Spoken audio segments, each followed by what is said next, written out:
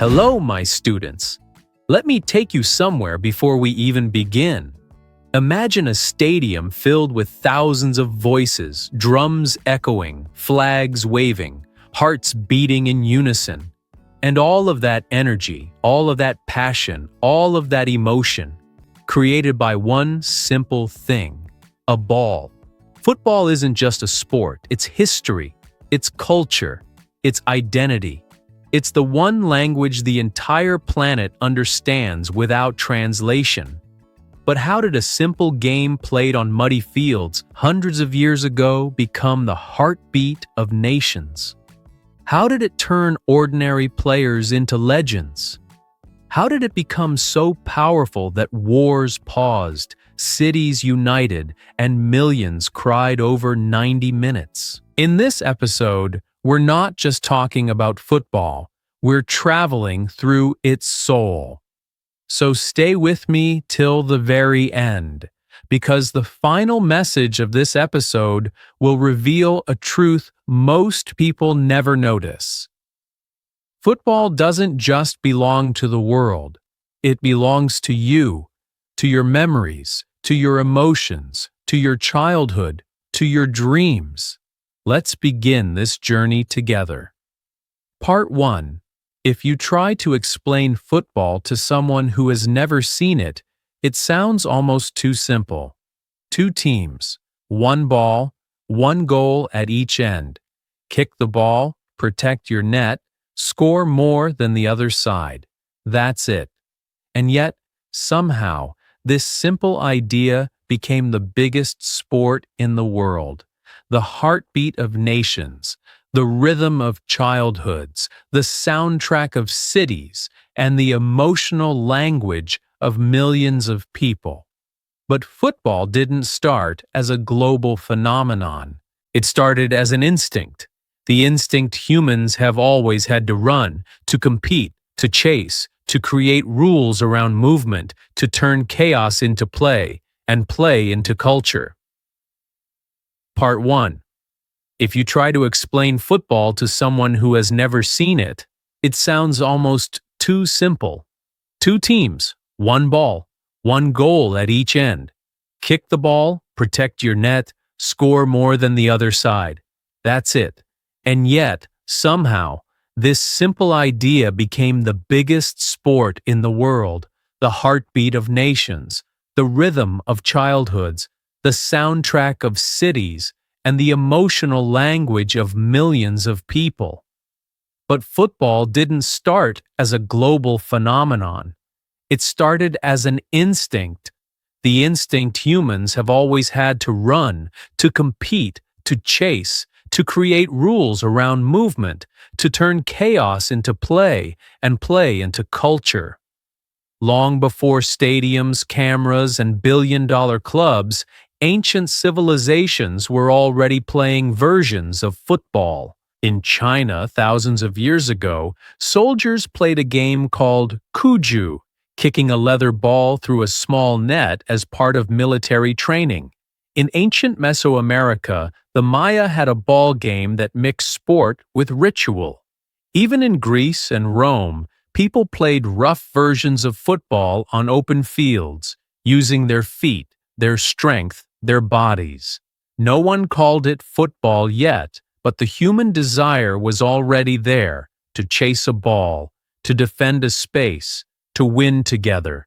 And then, centuries later, in the rainy fields of England, the modern version of football began to take shape, not in fancy stadiums, but in muddy schoolyards, chaotic village competitions, and informal matches where the rules changed every week. Some towns allowed you to use your hands, others didn't. Some games lasted hours, some lasted days. Sometimes hundreds of people joined one match, running through streets and fields, fighting over one ball. It was wild, unstructured, and sometimes dangerous. But it was fun, and that fun was too powerful to disappear. The real transformation began in the 19th century, when English schools and universities decided that the chaos needed structure. teachers and students started writing rules, organizing matches, and defining what was allowed and what wasn't. And it was in these rooms, small, quiet, private rooms far away from crowds, that the DNA of modern football was written. No hands, a rectangular field, a referee, offside, corners, goals, uniforms, teams.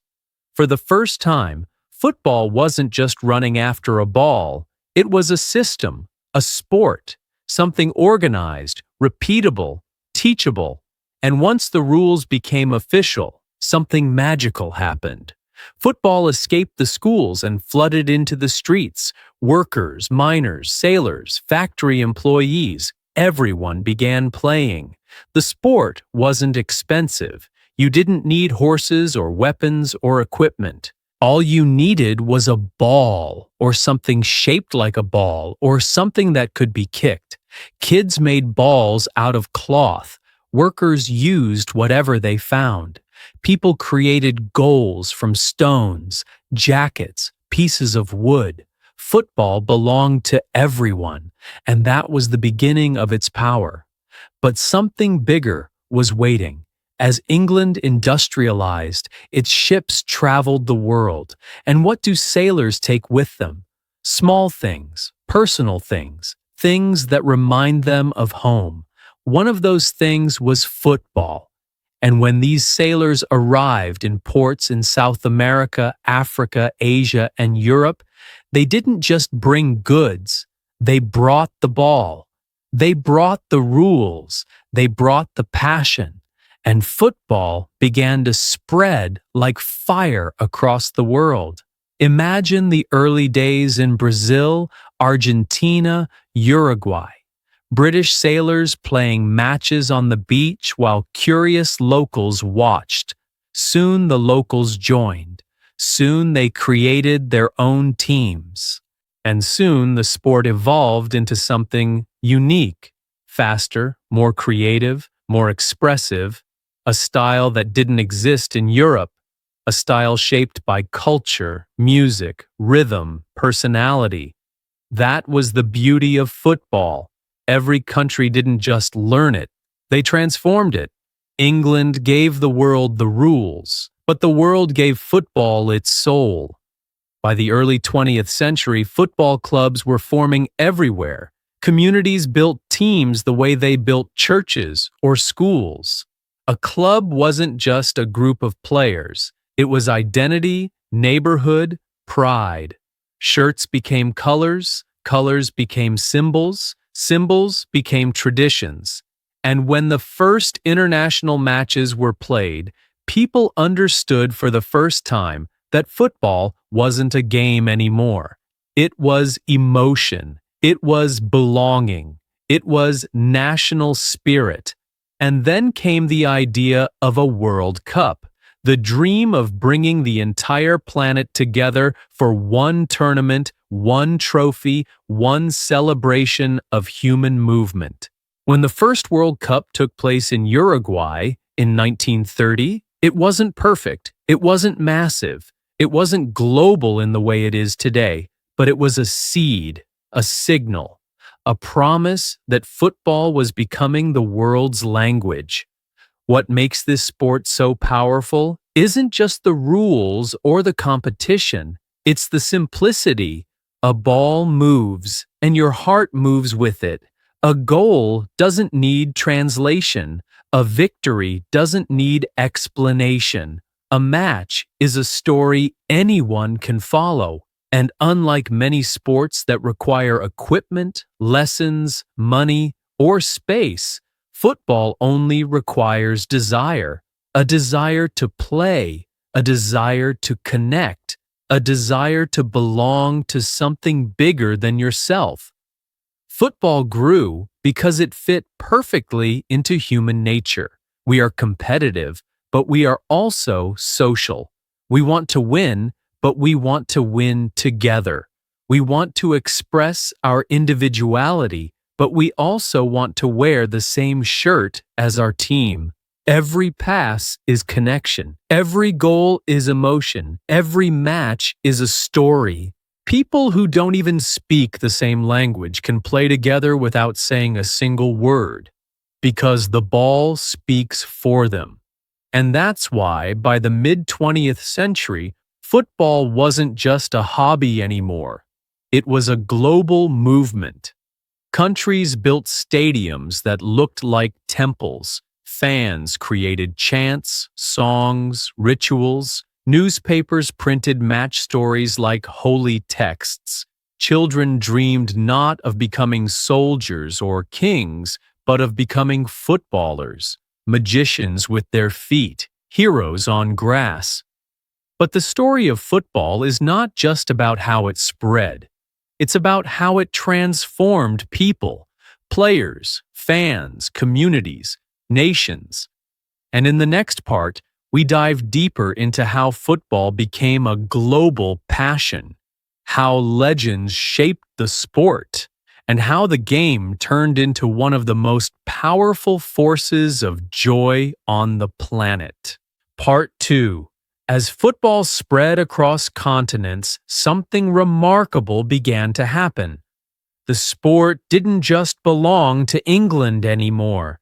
It began absorbing the personality of every country that embraced it.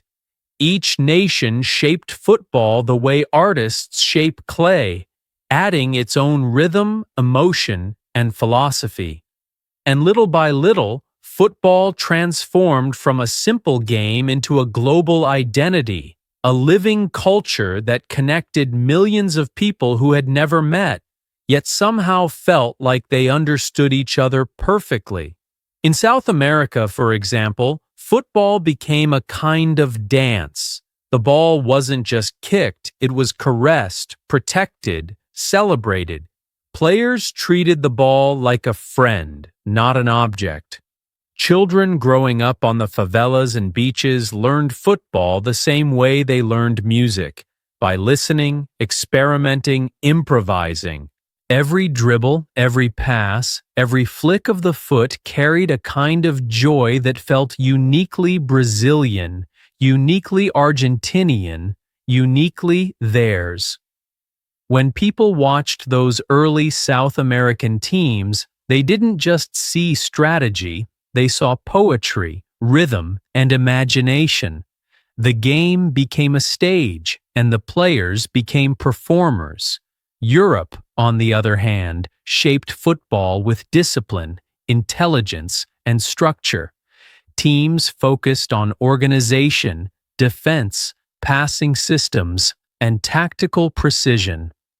The game became a chessboard, and coaches became architects designing movements like blueprints. And from this mix of logic and physicality, Europe created some of the greatest clubs and competitions in the world. Each country added something. Italy added defensive mastery. Germany added efficiency. Spain added technical beauty. And the Netherlands introduced a revolutionary concept called total football, a fluid system where players could switch roles instantly, like parts of a living organism. And while football was evolving on the pitch, something even bigger was happening off it. Entire communities began building their identity around football clubs. These weren't just teams.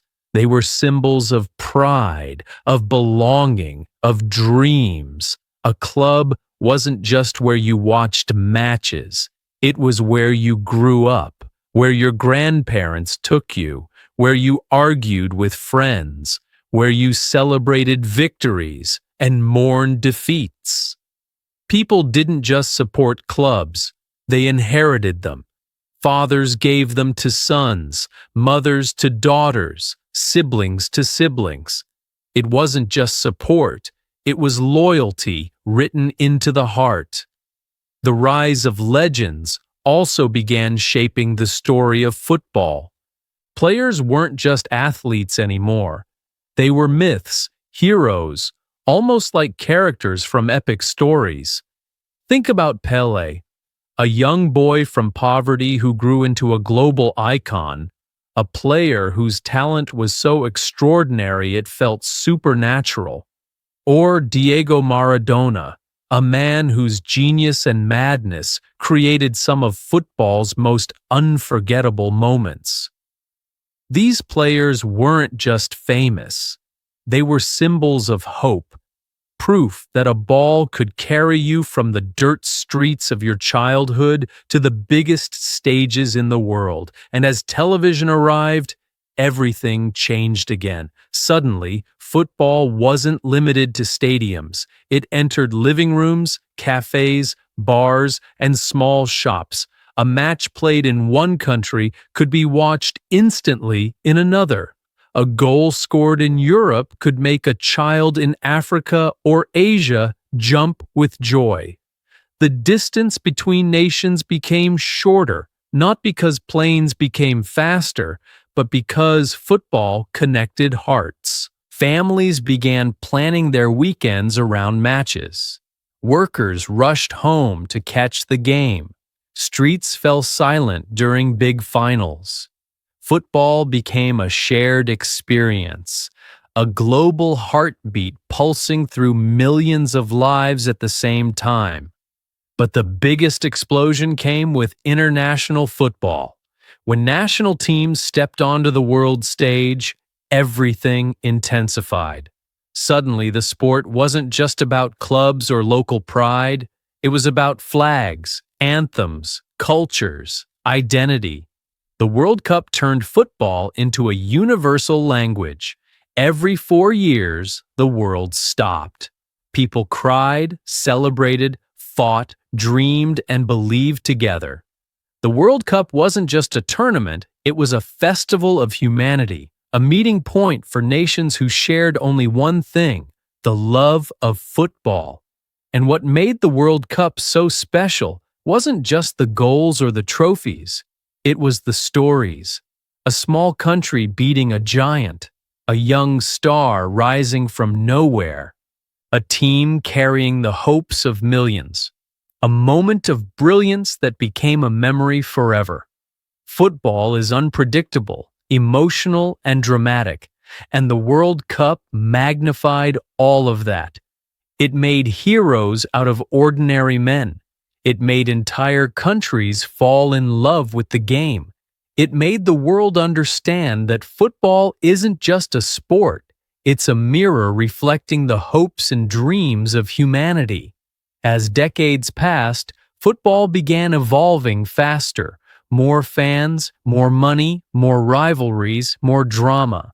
Clubs became global brands, stadiums became cathedrals, players became international celebrities, and this sudden growth brought both beauty and challenges. Beauty in the passion, in the unity, in the excitement. Challenges in the pressure, in the competition, in the expectations. But even through all these changes, the essence of football remained the same. A ball, 2 goals, a team, a dream. Whether it was played in a billionaire's stadium or on a dusty street corner, the feeling was identical. The heartbeat you feel when you run with the ball, the electricity of a goal, the silence before a penalty, the explosion of joy when your team scores. And what's even more fascinating is the way football became a form of expression. Kids who never felt confident in school felt powerful with a ball at their feet. Adults who struggled through life found release in a 90-minute match. Immigrants carried football with them as a piece of home. Communities bonded over local teams. Strangers celebrated together in public squares. Football gave people something to believe in, something to belong to, something to love. And as the world changed, wars, politics, technology, football remained. It survived everything. It stayed universal, accessible, emotional.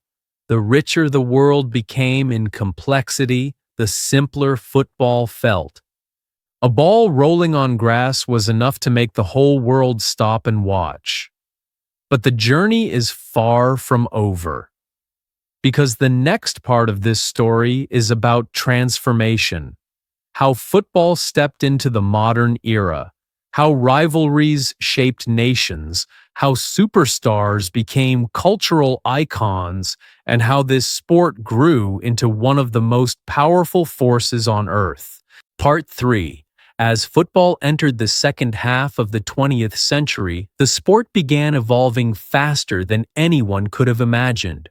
What was once a simple game played in muddy fields was becoming a global industry, a cultural phenomenon, a universal language spoken by millions. And with this growth came something that shaped football more than tactics, more than stadiums, more than technology. Something deeply human: rivalry. Rivalries began turning ordinary matches into emotional battles. These weren't just games, they were stories, histories, identities colliding on a field of grass. In Spain, Barcelona and Real Madrid became symbols of opposing worlds: Catalonia's pride against Spain's central power, artistry against efficiency, blue and red against pure white.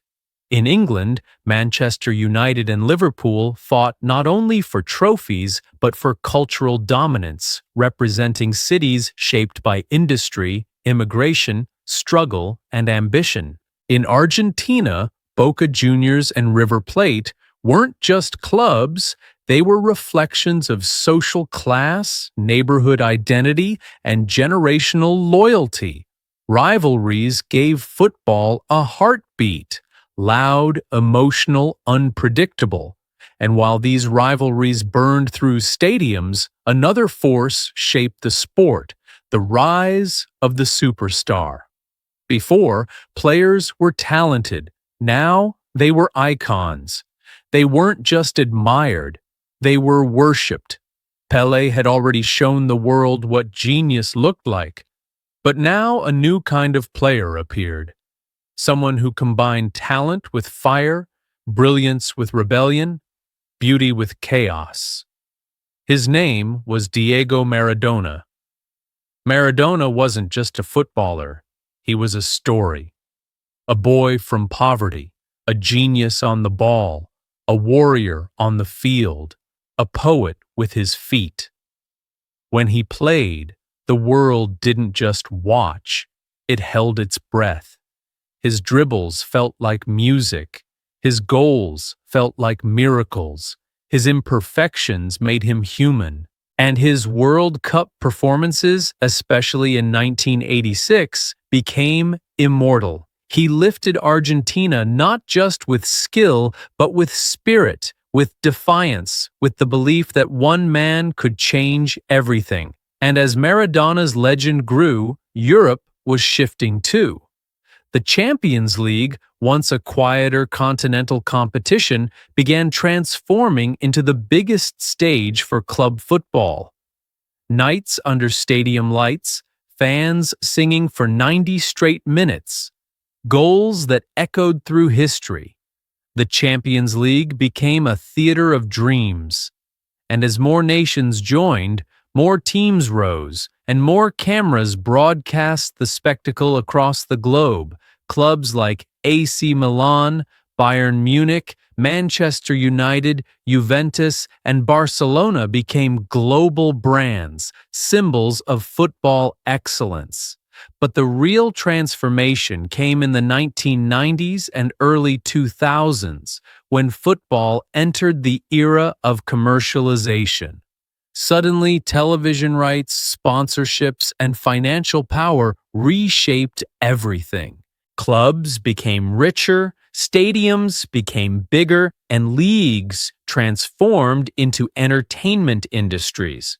Some people loved it, some feared it, but one thing was certain: football was no longer just a sport. It was becoming a global business. And then came a moment that would define football for an entire generation. the arrival of two players who didn't just play the game, but elevated it to levels the world had never seen. Lionel Messi and Cristiano Ronaldo. Two names, two styles, two destinies intertwined for more than 15 years. Messi, the magician, quiet, humble, graceful, a genius who made the impossible look natural. Ronaldo, the warrior, powerful, disciplined, ambitious, a machine built on work, hunger, and precision. One played like a whisper, the other like thunder. Their rivalry wasn't born from hatred, it was born from greatness. Every goal one scored inspired the other to score more. Every record broken pushed the other to break the next. They didn't just dominate football, they defined an era. And fans around the world chose sides, Messi or Ronaldo, not just because of statistics, but because of personality, philosophy, emotion. Their rivalry became the story of modern football, a living chapter that millions grew up watching. While these giants battled at the top, the sport itself continued evolving. Tactics became more complex. Teams pressed higher, defended smarter, attacked faster. Coaches became architects designing systems with mathematical precision. Players became athletes trained with science and technology. Football became faster, more intense, more demanding. The days of slow build-up play faded as teams embraced speed, strength, and data analysis. But despite the evolution, the heart of football never changed. The joy of a kid kicking a ball in an empty street, the nervous excitement before a big match, the way fans held their breath during a penalty, the explosion of sound when a last-minute goal was scored. Football still belonged to the people, the crowds, the children, the dreamers. A club with no fans is just a name. A club with fans is a family. And this emotional connection became even more visible when nations collided on the world stage. The World Cup grew into a festival bigger than the Olympics, a moment where countries paused everything, work, politics, disagreements, to chase the same dream. The sport created heroes out of ordinary young men. Think of Zinedine Zidane in 1998, calm, elegant, brilliant, lifting France to glory. Think of Ronaldo Nazario in 2002, a comeback so powerful it felt like a fairy tale. Think of Andres Iniesta in 2010, scoring a goal that made an entire nation cry. And as football grew, it also began breaking barriers, socially, culturally, politically. Wars paused for matches. Entire countries united through victories. Refugees played football in camps to feel hope. Girls around the world started dreaming of becoming footballers, challenging traditions and expectations. Football wasn't just entertainment, it became a force that could inspire, heal, and unite. And then came globalization. A child in Morocco wore a Messi shirt. A boy in India loved Manchester United. A girl in Nigeria dreamed of playing for Barcelona. Kids in Brazil admired European teams. Fans in Japan watched games at 4 a.m. Football was everywhere. On fields, screens, phones, posters, conversations. It became the world's common language. But with growth came complexity, financial power imbalances, controversies, political influence, and debates about technology. VAR changed how goals were viewed. Social media changed how players communicated. Clubs became global corporations. The sport had to adjust, learn, and reinvent itself constantly. Yet through all the noise, one truth remained untouched. Football is emotion. pure, raw emotion. A ball moving in a straight line can break a heart or make a nation erupt in joy. Part 4. As football stepped into the 21st century, something began to change beneath the surface, quietly at first, then dramatically. The sport that had grown from muddy fields and crowded streets was now entering a world shaped by technology, money, globalization, and media. Football wasn't just evolving on the pitch, it was transforming off it, becoming bigger, louder, faster, richer, and more complicated than ever before. One of the biggest shifts was financial. Money started flowing into the sport in ways people in earlier generations could never have imagined. Billionaires bought clubs. Corporations sponsored everything: shirts, stadium names, competitions. TV networks paid billions to broadcast football to millions of homes. Suddenly, clubs weren't just local teams. They were global brands. A fan in London could support a team in Madrid. A kid in Egypt could grow up obsessed with a club in Manchester. A teenager in India could feel emotionally connected to a team he had never seen live. Football became a global economy. Transfers reached unimaginable numbers. The fees paid for top players looked unreal, almost like fantasy. But behind these numbers were stories. Stories of clubs trying to buy success, managers trying to build dynasties, and players becoming international icons overnight. And while some people celebrated this new era of wealth, others worried. They felt football was losing its soul, drifting away from its working-class roots, becoming too commercial, too shiny, too focused on money rather than community. But football has always been a mirror of society, and society itself was changing. Globalization, social media, digital entertainment, all of these forces were shaping the modern world, and football simply reflected that transformation.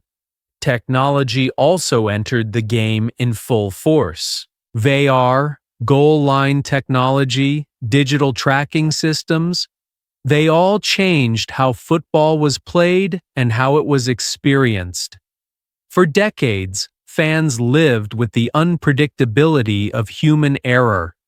A referee's mistake could decide a match. A handball could go unnoticed. An offside could be missed. But with technology, the sport began moving toward precision. Some fans loved the accuracy. Others missed the chaos. They missed the arguments, the debates, the emotional explosion that came from controversial moments. VAR removed some heartbreak, but it also removed some magic. And yet, it showed something deeper. Football was adapting. Just like everything else in the modern world, it was becoming faster, smarter, more data-driven. Clubs began using analytics to study players' movements, stamina, passing patterns, recovery times. Managers no longer relied only on instinct. They relied on numbers, percentages, heat maps, and algorithms. The game became more scientific. Players trained differently. Nutrition changed. Rehabilitation changed. Everything moved toward optimization. This created a new kind of football. Less improvisation, more structure, less chaos, more order, less raw instinct, more preparation. But football's beauty is that even with all the technology in the world, a single moment of genius, a flick, a feint, a shot, can break every rule, every prediction, every expectation, and geniuses continued to appear. Young talents rose from everywhere: Africa, Asia, Europe, the Americas. Scouts traveled across continents to find the next superstar. A boy playing barefoot on dust could be discovered, trained, and turned into a global sensation. Football kept its promise. Talent can come from anywhere. Dreams can come from anyone. You don't need wealth. You don't need privilege. If you have a ball, a space, and the desire, you have a chance. Meanwhile, football culture grew louder, more vibrant, more expressive. Social media gave fans a voice, a very loud one. Memes, clips, analysis, debates, breakdowns, predictions. Football conversation never slept. A goal scored in Europe could create chaos on phones across Africa, Asia, and South America within seconds. Fans argued, celebrated, complained, joked, cried, all online all the time. The sport no longer lived only in stadiums. It lived on screens, timelines, and global conversations. Football became part of daily life, part of digital identity. And as all of this was happening, something deeper was also taking shape: the emotional relationship between fans and the sport. Football became an escape, a comfort, a habit, a tradition. People watched matches to forget stress, to feel alive, to belong to something bigger than themselves. Even when the sport became more commercial, the core emotion remained untouched. A goal still made hearts race. A missed chance still made fans scream. A last-minute winner still felt like an electric shock running through the soul. But the modern era also brought new challenges. The pressure on players became enormous. Young athletes suddenly had millions of followers, millions of critics, millions of expectations. A mistake on the pitch wasn't just a mistake. It could become viral. Players had to learn to protect their mental health, their privacy, their identity. The world wanted to watch them constantly, comment on them constantly, judge them constantly. Footballers became celebrities, and celebrity came with a price. At the same time, political forces began influencing football. Governments used football for image, diplomacy, influence. Clubs became tools in global strategies. Tournaments were hosted with political goals behind them. Football, once a simple escape, sometimes became a stage for power, ambition, and international messaging. And yet, despite the complexity, fans kept watching, because football still gave them what nothing else could: emotion. And while all of this was unfolding, women's football was rising too. Stadiums began filling. Millions watched World Cups. Girls around the world saw role models for the first time: strong, skilled, determined female athletes breaking barriers and inspiring new generations. Football was no longer just a man's game. It was everyone's game. It belonged to anyone with talent, passion, and a dream. But the biggest truth of modern football is this: even with all the money, all the technology, all the globalization, the soul of the sport still lives in the simplest moments. A kid scoring a goal on a dusty street, a father and son watching a match together, a community celebrating a local victory, a stranger hugging another stranger after a last-minute goal. Football is global, but the feeling is local, intimate, personal, emotional. And that's why the story doesn't end here. Because in the next part, we explore the heart of football, the meaning behind it, the emotion beneath it, the stories that make it more than a game. We'll talk about why football matters so deeply to billions, why it creates lifelong memories, why it feels like home no matter where you are. Part 5. When you reach the heart of football, the real heart, Not the money, not the fame, not the stadiums. You find something beautifully simple. Emotion. Pure emotion. Because no matter how complicated the world becomes, no matter how technology advances, no matter how commercial the sport turns, football remains one of the last places on earth where people still feel everything openly, honestly, and without hesitation. And that's why this game has lasted for more than a century. That's why it keeps growing. That's why it matters. Think about the moments people remember for their whole lives. A father lifting his child in the air when their team scores. A lonely teenager finding joy in watching his favorite player dribble past defenders. A group of strangers in a cafe screaming together during a World Cup match. A grandmother who has been supporting the same team for 50 years, watching every game with the same excitement she had as a girl. These moments are not about tactics or money or marketing. They're about connection. Football connects people who have nothing in common. It connects different languages, cultures, religions, generations. You can sit next to a stranger in a stadium, and within minutes, you're hugging each other like old friends because your team scored.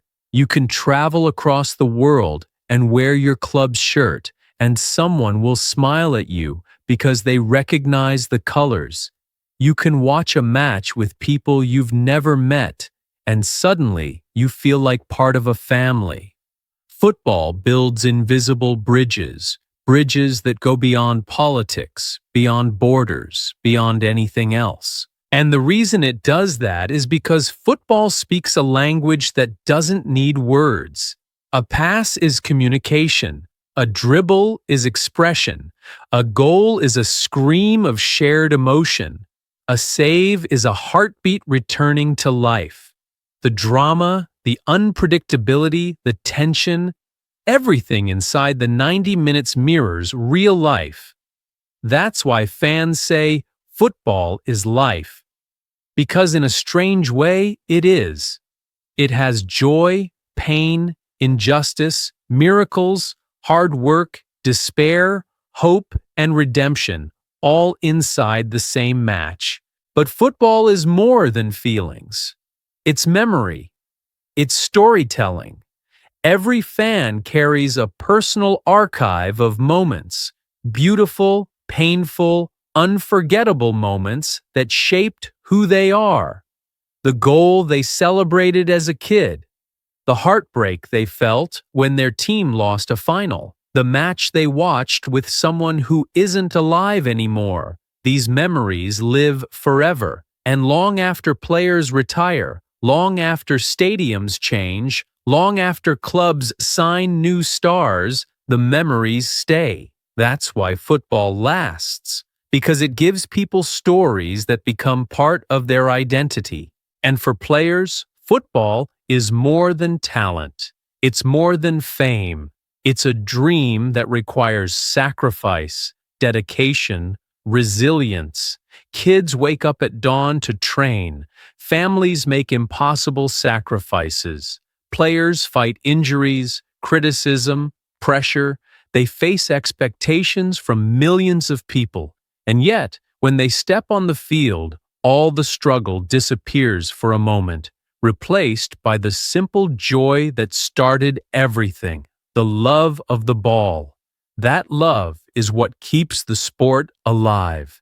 Because even when money tries to control the game, passion always finds a way to shine through.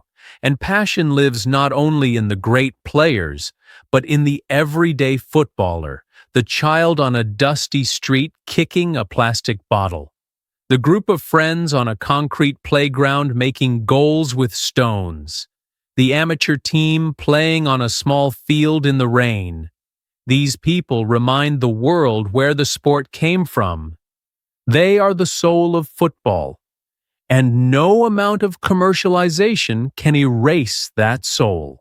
You see it in the smallest moments. A kid learning to juggle the ball for the first time, a local team celebrating a neighborhood victory, a goalkeeper smiling after a great save, a crowd singing in perfect harmony, thousands of voices blending into one. These moments are why football survives every criticism, every controversy, every challenge. Because these moments belong to the people, not the corporations, not the executives, not the headlines. And when the World Cup arrives, the emotion reaches its peak. For a month, the world becomes one giant stadium. Flags wave, anthems echo, streets erupt with joy and sorrow. People cry for their nation, cheer for their heroes, pray for one more goal, and every match feels like a chapter in the story of humanity.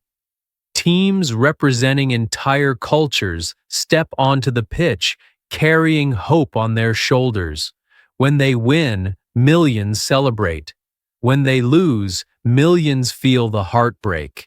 The sport becomes more than a game. It becomes identity, pride, story. And yet, underneath all the spectacle, the feeling remains the same as it was 100 years ago. A ball moving, a heart racing, a community believing. Football is proof that the simplest ideas can create the biggest emotions. Proof that a game can unite people in ways nothing else can. Proof that the world, with all its differences, can still share one passion. And maybe that's why football feels eternal. Because every generation discovers it in its own way. A grandfather tells his grandson about the legends he watched. A child copies the celebrations of their favorite player. A mother cheers for the team her father loved. And so the story continues, passed from heart to heart, like a tradition the world refuses to let go of. Football survives because it belongs to everyone. Rich or poor, young or old, shy or loud, everyone can play, everyone can watch, everyone can feel. It's not a sport for the elite, it's a sport for humanity. And as long as there are children chasing balls in backyards, beaches, and streets, football will never die. So when you think about the story of football, remember this. It didn't become the world's game because it was perfect. It became the world's game because it made people feel alive, because it made them dream, because it reminded them of something powerful, that joy can come from something as simple as a ball rolling on grass. That's the magic of football, and that magic will last forever. My students, now that you've walked through the story of football, you understand why this game is more than 90 minutes on a field. Football is emotion, the kind you can't fake. It's the roar of a crowd when the ball hits the net. It's the silence before a penalty. It's the tears of a nation after victory, and the tears after defeat. It's children playing barefoot on dusty streets. It's families gathering around old televisions. It's strangers hugging strangers after a last-minute goal. It's the feeling of belonging to something bigger than yourself. Football survived wars, politics, money, controversy, pressure, and it will survive everything that comes next. Because the heart of the sport doesn't live in stadiums or trophies. It lives in the people. In you. If you stayed with this episode till the end, and I know you did, you now carry the truth of football inside you. That magic doesn't come from rules or tactics. It comes from passion. Thank you for listening to Flexlish English, where we don't just learn English. We learn life, culture, emotion, and the stories that shape our world. And remember, as long as there is a ball rolling on grass somewhere, football will never die.